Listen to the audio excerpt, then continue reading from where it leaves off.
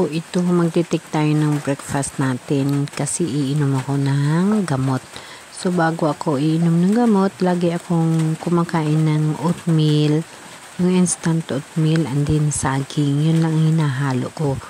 So, sa oatmeal, bilang may immune system na tinatawag, binabawal yan ng doktor ko sa akin. Hindi ako pwede kumain ng oatmeal. Kaso lang, wala naman akong ibang makakain para na makainom ako ng gamot kasi ayaw kong umiinom ako ng gamot na walang laman ang tiyan ko o wala akong kinakain. Kasi kahit papano makadepensa ho yan sa kidney natin. So yun ang ginagawa ko, kahit 3 kutsara lang na oatmeal and then 2 pirasong saging bago ako uminom ng gamot. Yan lagi yung aking ginagawa para na sa pag-inom ko ng gamot may laman yung aking tiyan. At saka sa pagising ko sa umaga, yun talagang ginagawa ko para na ang immune system malabanan ko. Kahit pa sinasabi ng doktor ko bawal sa akin yung oatmeal, pero wala naman ako magagawa. Hindi ko naman kaya bumili ng nire-required na shirataki rice, may brown rice. Hindi ko kaya bumili yun. So sa oatmeal na lang muna ako kahit bawal. Pero sa totoo lang, no, pag kumain ako ng oatmeal, mayroon talagang, yung alam nyo ba yung parang may nabnis yung aking mga labi? Pag pumasok ang oatmeal sa bunganga ko, feeling na yung parang kumain ka ng ice o kaya parang may anesthesia yung aking labi. Kung saan ko siya ginanguya, doon yun nakakaramdam ng ganun. Alam ko yun na hindi pwede sa akin ang oatmeal, pero kaya ko naman kasi yan lang ang dapat kong makakain, lalo pa sa umaga. Kailangan mo maghanap ng may init ng kanin, wala namang kanin. At saka parang kasi kakain ka ng kanin, napakarami yung sugar. Yan din ho ang iniingatan ko kasi may edad na ho tayo, ang dami talagang bawal. So no, kung hindi natin susundin yung mga ganun, hindi pahinga tayo sa banga. Kaya kung gusto mo pang mabuhay, hindi ikaw mismo makokontrol sa sarili mo.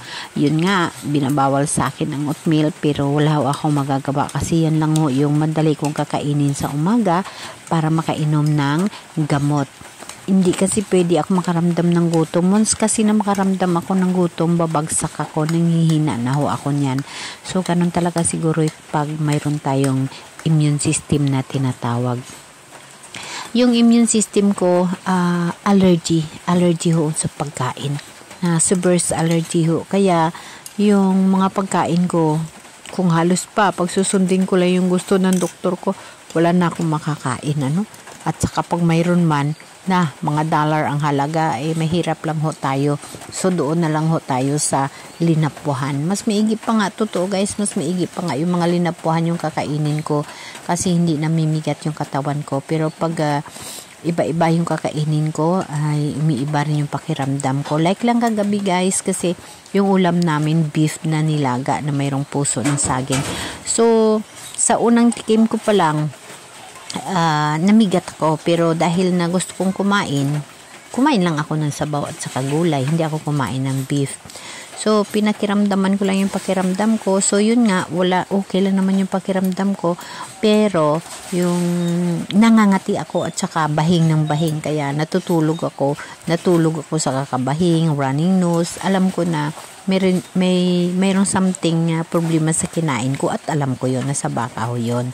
Pero dahil na yun nga, kailangan mo rin kumain, so tiisin mo. Kaya sabi ko kagabi, pag hanggang ngayon, na oras ngayon, mag-aalas 8, sabi ko pag hanggang ngayon nag-running nose pa ako, mag-inom ako ng anti-allergy ko. Pero pag kaya ko, hindi ako iinom. So ang pangangati ko kanina tapos ko kain nitong oatmeal, na wala lang naman. Tapos ang running nose ko ngayon na nag-video ako o nag-voice over ako, na wala. So pakikiramdaman ko lang.